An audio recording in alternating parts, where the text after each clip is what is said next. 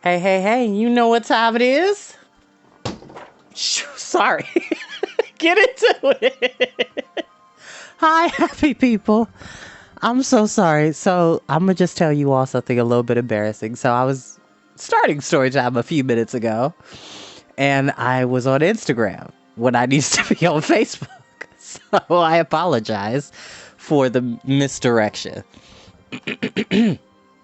Which, by the way, I do not own the music that is being played in the background, which, if I'm not mistaken, put on my glasses if I can see. This is brought to you by Chrysalis Music and Ambiance. I've played some stuff from them a while back, but I consistently stay with Mr. Ambiance and Harps Aboard and Ambient Worlds. Those three typically have some really great selections, but Chrysalis, Ambiance, and music, they do pretty great stuff, so please go check them out. And no, I don't own the rights to the music. I always have to say that for legal purposes, kids. So we are back with Lloyd Alexander's The Castle of Llyr, and we are at a point in the story where Fluter has escaped the giant tabby cat lion, and now we're going to be figuring out how they're going to get back to the castle, where the whereabouts of Princess Eilonwy, and Taran's feelings for Eilonwy, which, let's talk about something real quick, and I'm going to keep this as short as possible. Kids, if you like somebody, just tell them. If you like someone, just tell them.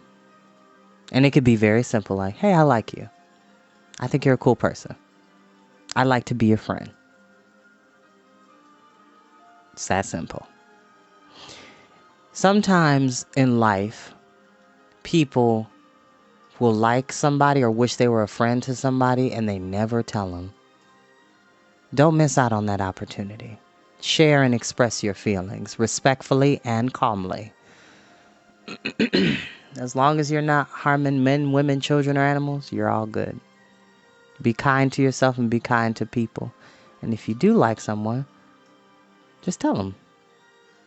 Peacefully and calmly. Got it? Now, you did not come to hear me blather, you came to hear me read. So, let's go ahead and get started. But I'm going to...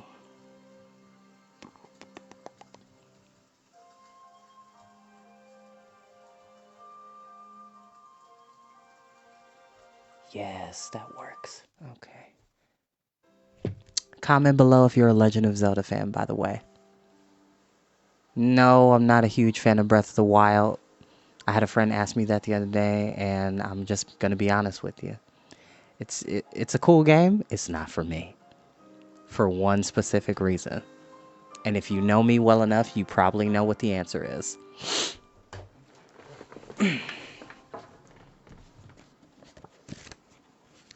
I don't like that ass voice acting. I said what I said. I feel like I should just do ASMR. I smell carrots and beans. I don't know. I'm just being silly. It's been a great day on my favorite day of the week. Y'all know me. All right. Chapter 9. The Luck of Rune. He's found her, Taran shouted as the companions pressed around the frantic crow. Where has Mag taken her? Allah! Croaked Quaw. Allah! The river, Taran exclaimed. How far is it? Close! Close! Replied Ka. No question of going back to Dinas Ridnan now, cried Prince Rune. Mag's in our hands. We'll have the princess back again in no time at all.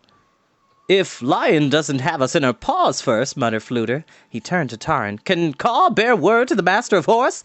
I don't mind telling you I should feel safer with a few warriors behind me. We dare not lose time, Taran answered. Prince Rune is right. We must act now or Mag will slip through our fingers. Quickly, old friend. He said to Ka, urging the crow aloft, guide us to the Allah. They set off in haste.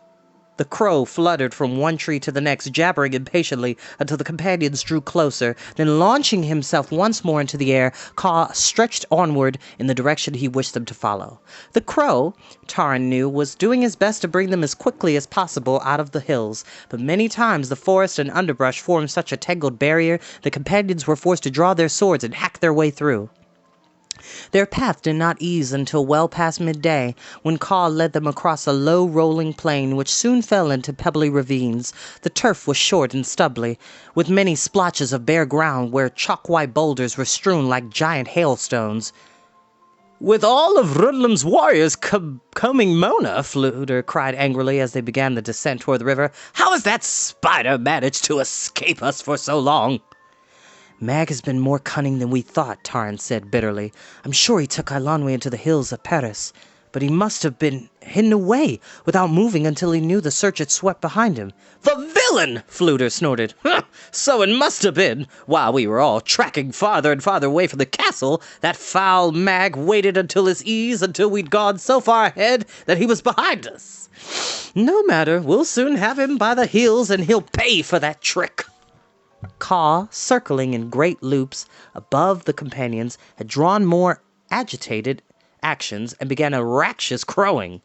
Taran caught a glimpse of the Allah flashing below. Caw, in a burst of speed, flew directly toward it. With Prince Rune gasping and puffing behind them, the companions ran down the slope, Caw lighting on a branch, madly flapping his wings. Taran's heart sank. There was no trace of Eilonwy or Mag. In another moment he dropped to one knee. "Fluter!" he shouted. "Quickly! Here are hoof prints! 2 horses!" He followed the trail for a few paces, then halted, puzzled.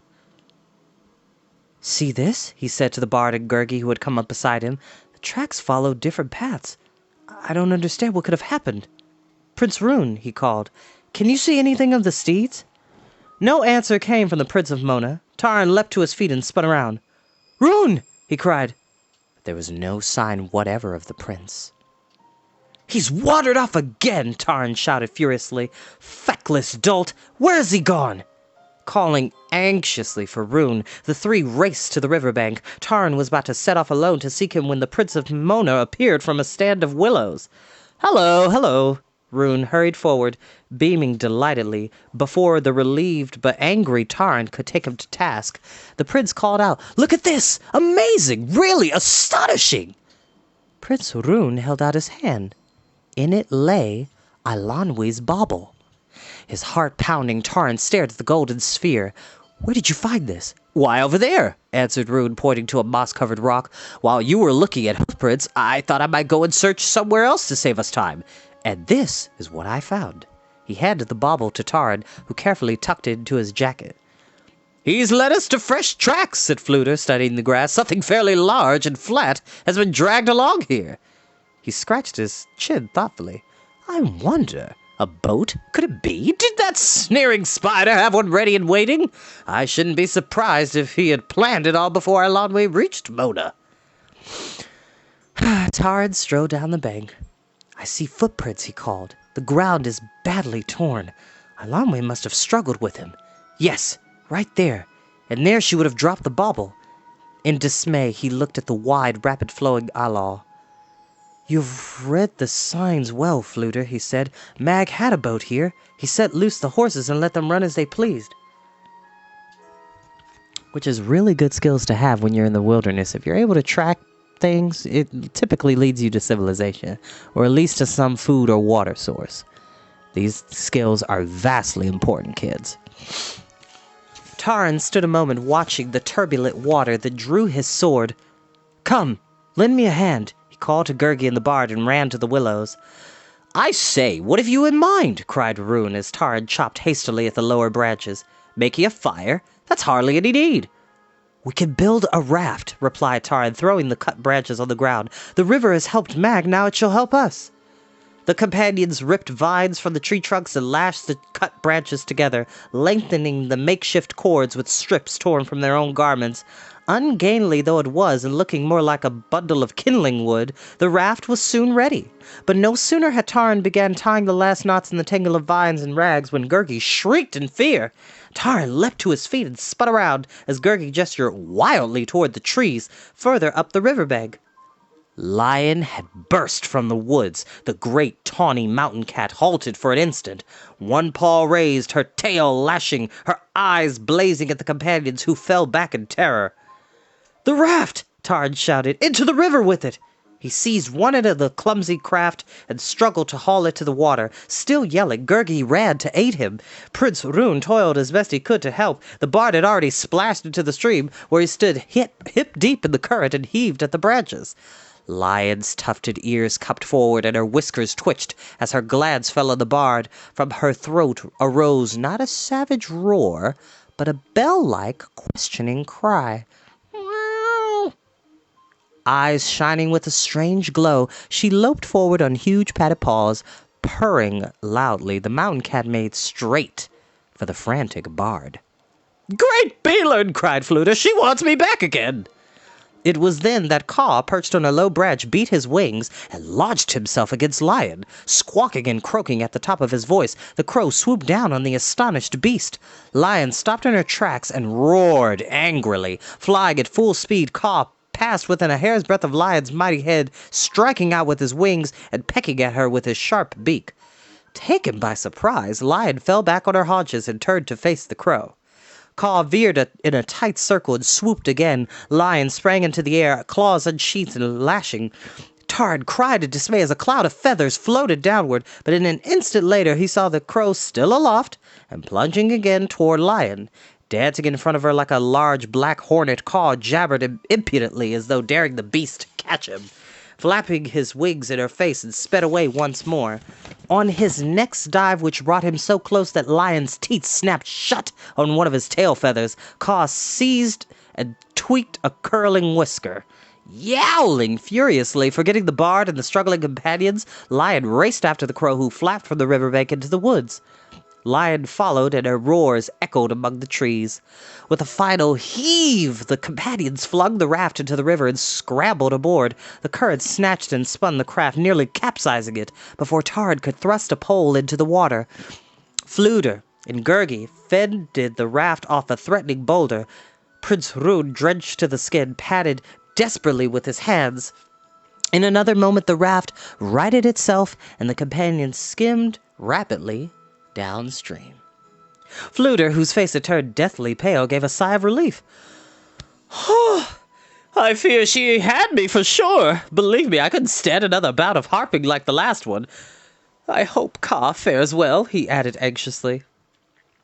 "Caw will find us again," Taran assured him. "He's clever enough to stay out of Lion's reach until he knows we're safe. If she keeps chasing him, I'm certain she'll have the worst of the battle."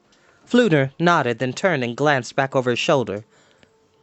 "In a way," he said with a note of regret in his voice, "it's the first time my music has really been, in a manner of speaking, sought after. In this case, if it weren't so dangerous, I should call it downright complimentary."